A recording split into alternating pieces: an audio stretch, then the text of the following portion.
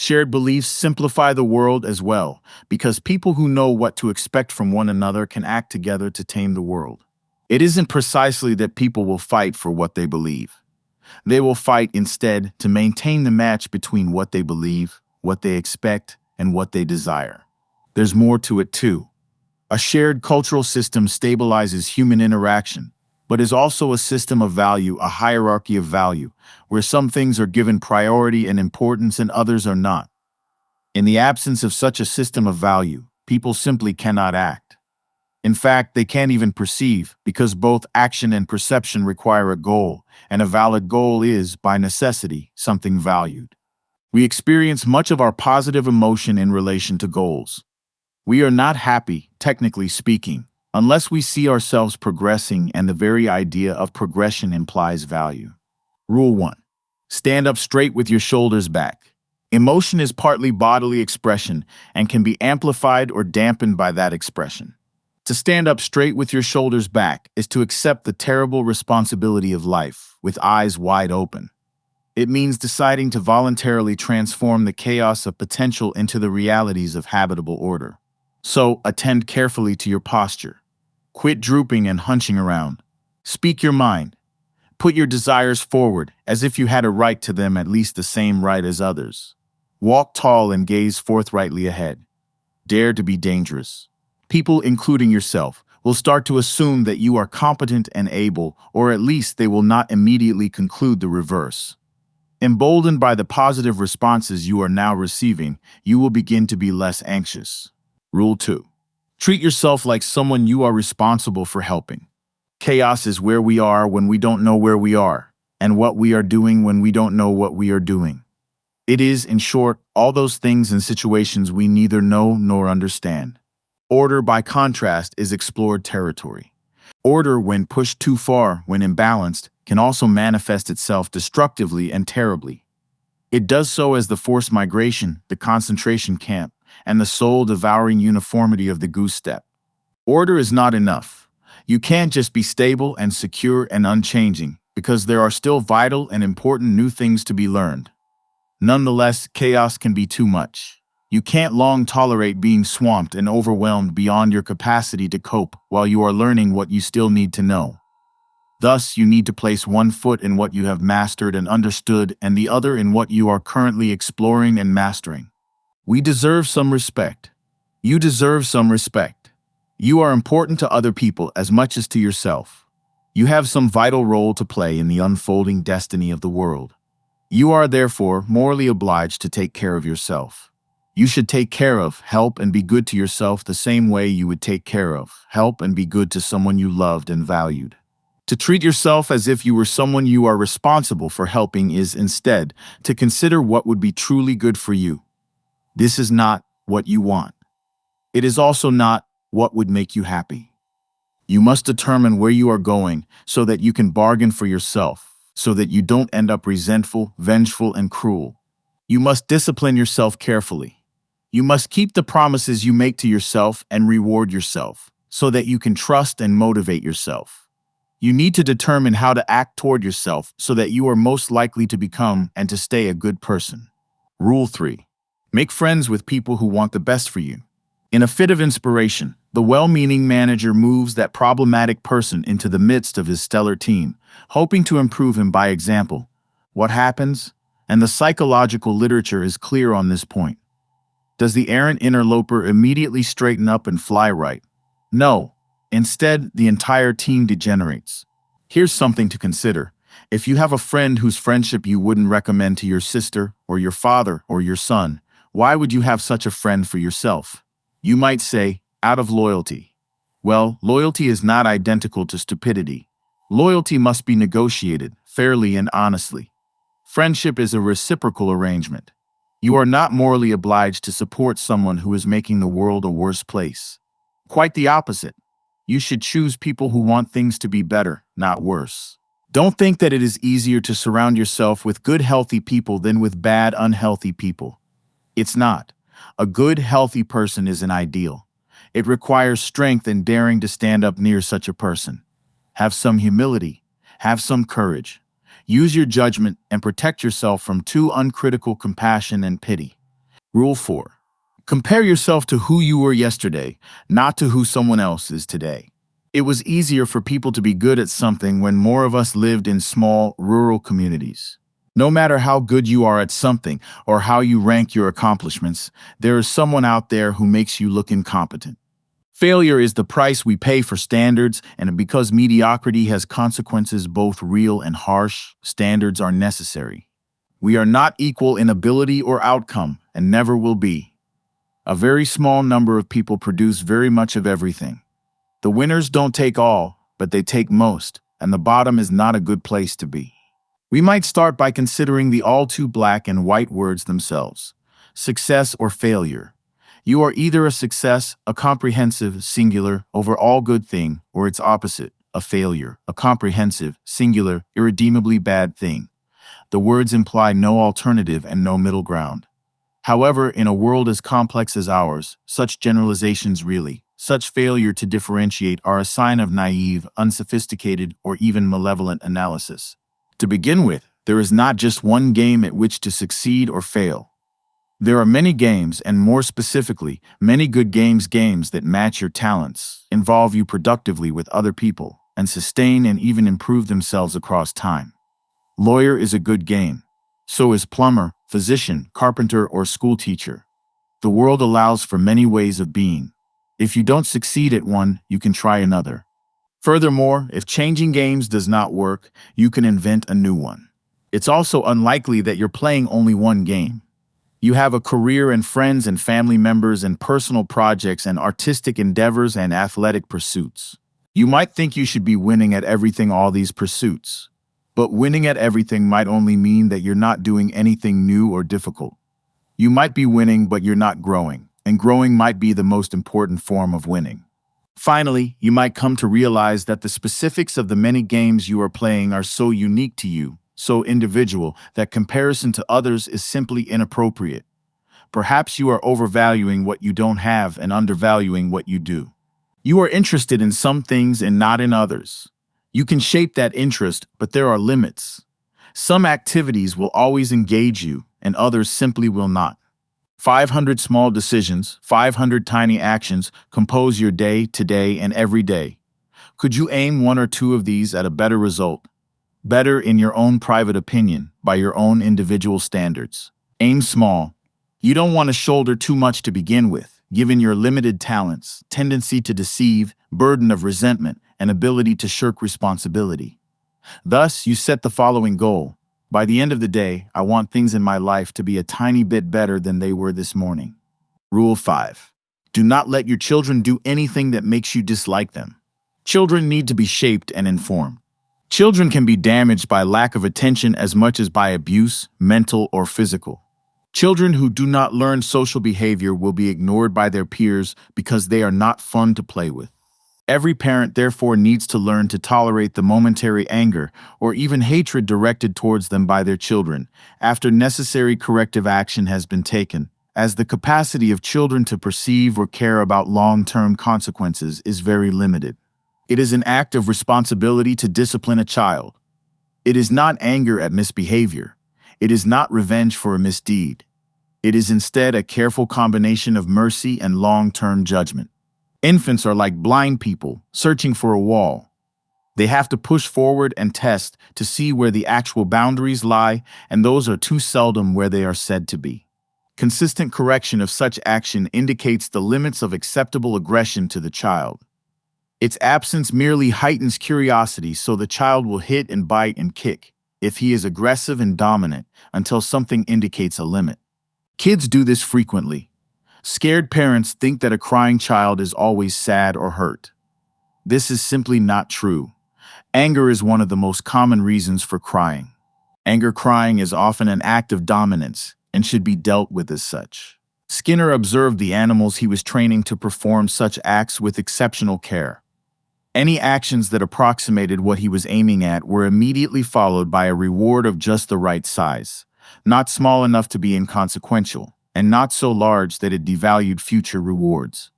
Such an approach can be used with children and works very well. Emotions, positive and negative, come in two usefully differentiated variants. Satisfaction technically, satiation tells us that what we did was good, while hope technically, incentive reward indicates that something pleasurable is on the way. Pain hurts us, so we won't repeat actions that produced personal damage or social isolation, as loneliness is also, technically, a form of pain.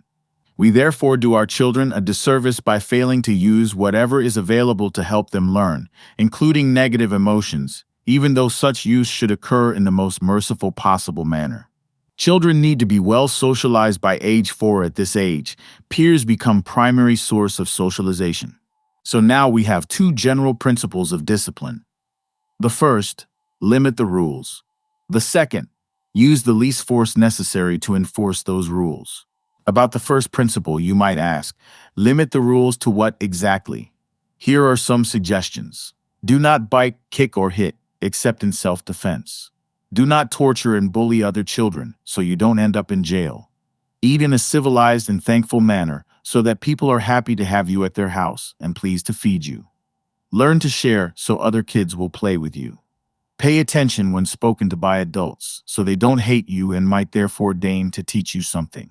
Go to sleep properly and peaceably so that your parents can have a private life and not resent your existence. Take care of your belongings because you need to learn how and because you're lucky to have them. Be good company when something fun is happening, so that you're invited for the fun. Act so that other people are happy you're around, so that people will want you around. A child who knows these rules will be welcome everywhere.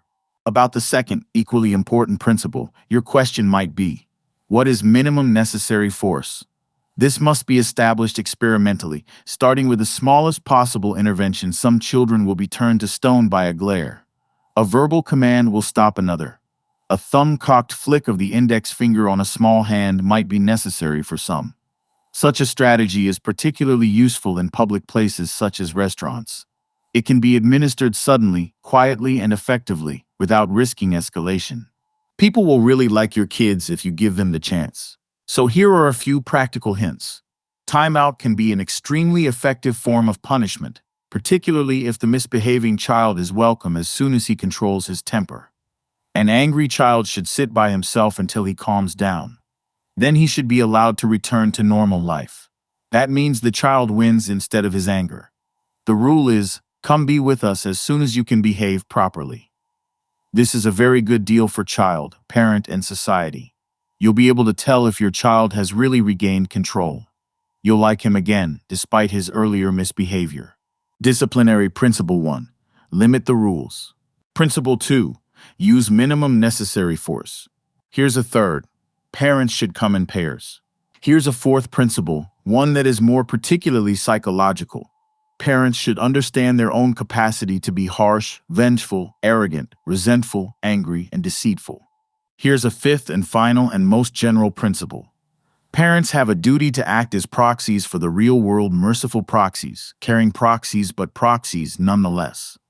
This obligation supersedes any responsibility to ensure happiness, foster creativity, or boost self-esteem.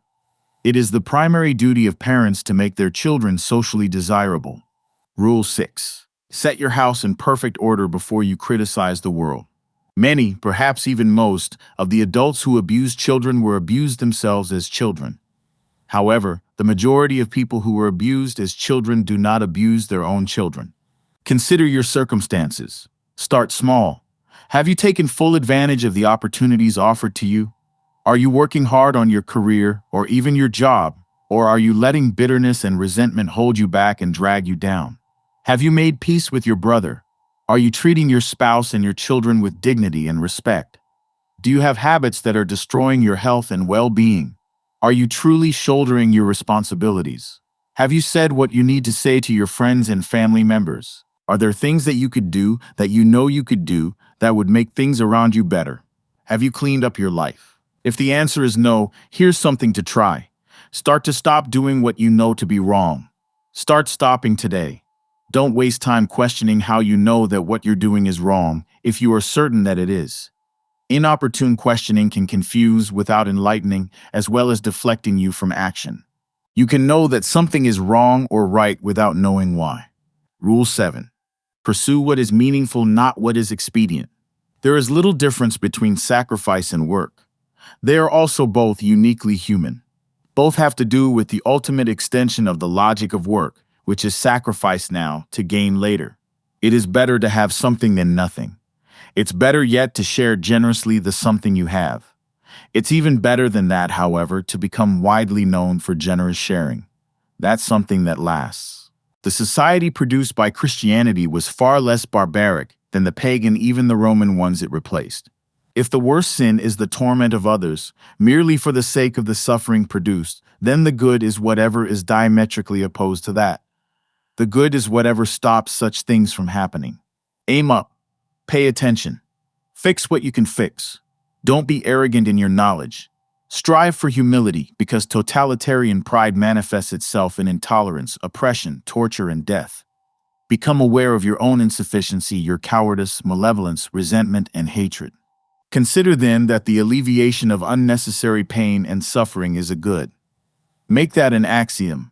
To the best of my ability, I will act in a manner that leads to the alleviation of unnecessary pain and suffering. Rule 8. Tell the truth, or at least don't lie. Someone living a life lie is attempting to manipulate reality with perception, thought, and action, so that only some narrowly desired and predefined outcome is allowed to exist. A life lived in this manner is based, consciously or unconsciously, on two premises. The first is that current knowledge is sufficient to define what is good, unquestioningly, far into the future. The second is that reality would be unbearable if left to its own devices. The first presumption is philosophically unjustifiable. What you are currently aiming at might not be worth attaining, just as what you are currently doing might be an error. The second is even worse.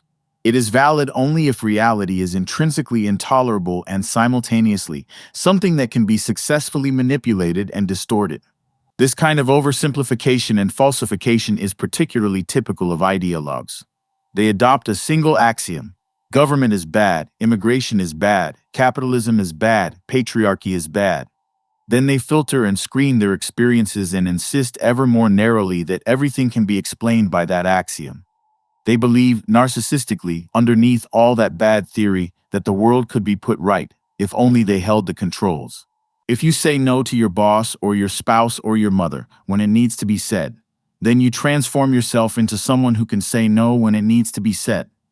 If you say yes when no needs to be said, however, you transform yourself into someone who can only say yes, even when it is very clearly time to say no. What saves is the willingness to learn from what you don't know. Some reliance on tradition can help us establish our aims. It is reasonable to do what other people have always done, unless we have a very good reason not to. It is reasonable to become educated and work and find love and have a family.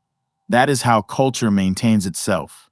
But it is necessary to aim at your target, however traditional, with your eyes wide open. You have a direction, but it might be wrong. You have a plan, but it might be ill-formed. Set your ambitions, even if you are uncertain about what they should be. Watch and observe while you move forward. Perhaps it is better to conceptualize it this way. Everyone needs a concrete, specific goal and ambition, and a purpose to limit chaos and make intelligible sense of his or her life. But all such concrete goals can and should be subordinated to what might be considered a meta-goal, which is a way of approaching and formulating goals themselves. The meta-goal could be live in truth. If your life is not what it could be, try telling the truth. If you cling desperately to an ideology or wallow in nihilism, try telling the truth. If you feel weak and rejected and desperate and confused, try telling the truth. Rule 9. Assume that the person you are listening to might know something you don't. Genuine conversation is exploration, articulation, and strategizing. When you're involved in a genuine conversation, you're listening and talking, but mostly listening. Listening is paying attention. Memory is not a description of the objective past. Memory is a tool. Memory is the past guide to the future. If you remember that something bad happened and you can figure out why, then you can try to avoid that bad thing happening again. That's the purpose of memory. People think, but it's not true. It's mostly self-criticism that passes for thinking.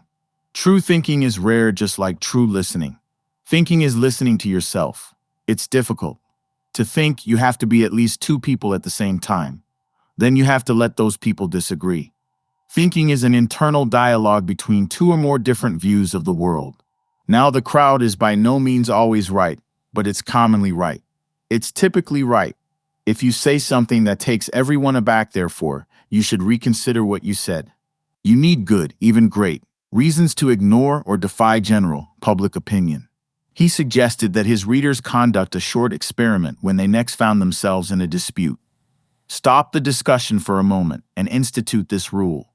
Each person can speak up for himself only after he has first restated the ideas and feelings of the previous speaker accurately, and to that speaker's satisfaction. The third advantage to employing the Rogerian method is the difficulty it poses to the careless construction of straw man arguments.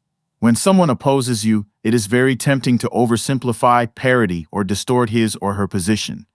This is a counterproductive game designed both to harm the dissenter and to unjustly raise your personal status. If you listen instead, without premature judgment, people will generally tell you everything they are thinking, and with very little deceit. People will tell you the most amazing, absurd, interesting things. Very few of your conversations will be boring. A well-practiced and competent public speaker addresses a single, identifiable person, watches that individual nod, shake his head, frown, or look confused, and responds appropriately and directly to those gestures and expressions.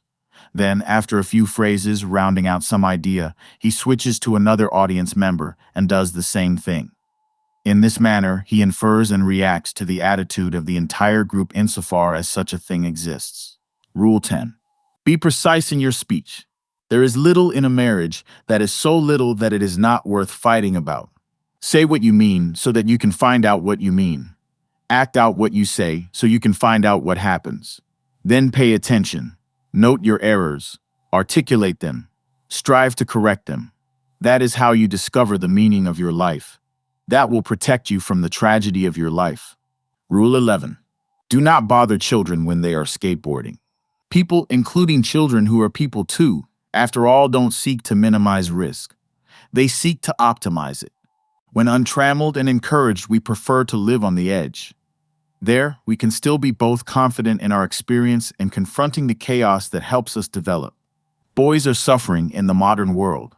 They are more disobedient negatively or more independent positively than girls, and they suffer for this throughout their pre-university educational career.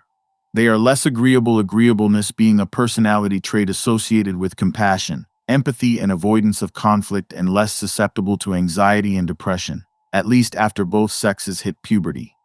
Boys' interests tilt towards things. Girls' interests tilt towards people. Strikingly, these differences, strongly influenced by biological factors, are most pronounced in the Scandinavian societies where gender equality has been pushed hardest. This is the opposite of what would be expected by those who insist ever more loudly that gender is a social construct. It isn't. This isn't a debate. The data are in. Girls can win by winning in their own hierarchy by being good at what girls value as girls. They can add to this victory by winning in the boys' hierarchy. Boys, however, can only win by winning in the male hierarchy. They will lose status among girls and boys by being good at what girls value. It costs them in reputation among the boys and in attractiveness among the girls. Girls aren't attracted to boys who are their friends, even though they might like them, whatever that means. The situation in the universities and in educational institutions in general is far more problematic than the basic statistics indicate. If you eliminate the so-called STEM science, technology, engineering, and mathematics programs, excluding psychology, the female-male ratio is even more skewed. Almost 80% of students majoring in the fields of healthcare, public administration, psychology, and education, which comprise 1/4 of all degrees, are female. The disparity is still rapidly increasing. At this rate, there will be very few men in most university disciplines in 15 years. This is not good news for men. It might even be catastrophic news for men. But it's also not good news for women. Children in father-absent homes are 4 times as likely to be poor. That means their mothers are poor too. Fatherless children are at much greater risk for drug and alcohol abuse. Children living with married biological parents are less anxious, depressed, and delinquent than children living with one or more non-biological parent. Children in single-parent families are also twice as likely to commit suicide. In societies that are well-functioning, not in comparison to a hypothetical utopia, but contrasted with other existing or historical cultures, competence, not power, is a prime determiner of status. Competence, ability, skill, not power. This is obvious both anecdotally and factually. Furthermore, the most valid personality trait predictors of long-term success in Western countries are intelligence as measured with cognitive ability or IQ tests and conscientiousness, a trait characterized by industriousness and orderliness. There are exceptions. Entrepreneurs and artists are higher in openness to experience, another cardinal personality trait, than in conscientiousness. But openness is associated with verbal intelligence and creativity, so that exception is appropriate and understandable. The predictive power of these traits, mathematically and economically speaking, is exceptionally high, among the highest in terms of power of anything ever actually measured at the harder ends of the social sciences. A good battery of personality cognitive tests can increase the probability of employing someone more competent than average from 50 to 85, 15. The spirit that interferes when boys are trying to become men is, therefore, no more friend to woman than it is to man. It will object, just as vociferously and self-righteously. You can't do it, it's too dangerous, when little girls try to stand on their own 2 feet. It negates consciousness. It's anti-human, desirous of failure, jealous, resentful, and destructive. No one truly on the side of humanity would ally him or herself with such a thing. No one aiming at moving up would allow him or herself to become possessed by such a thing. And if you think tough men are dangerous, wait until you see what weak men are capable of. Rule 12. Pet a cat when you encounter one on the street. Dogs are okay too. Something supersedes thinking, despite its truly awesome power. When existence reveals itself as existentially intolerable, thinking collapses in on itself. In such situations in the depths, it's noticing, not thinking, that does the trick. Perhaps you might start by noticing this. When you love someone, it's not despite their limitations. It's because of their limitations. And maybe when you are going for a walk and your head is spinning, a cat will show up, and if you pay attention to it, then you will get a reminder for just 15 seconds that the wonder of being might make up for the ineradicable suffering that accompanies it.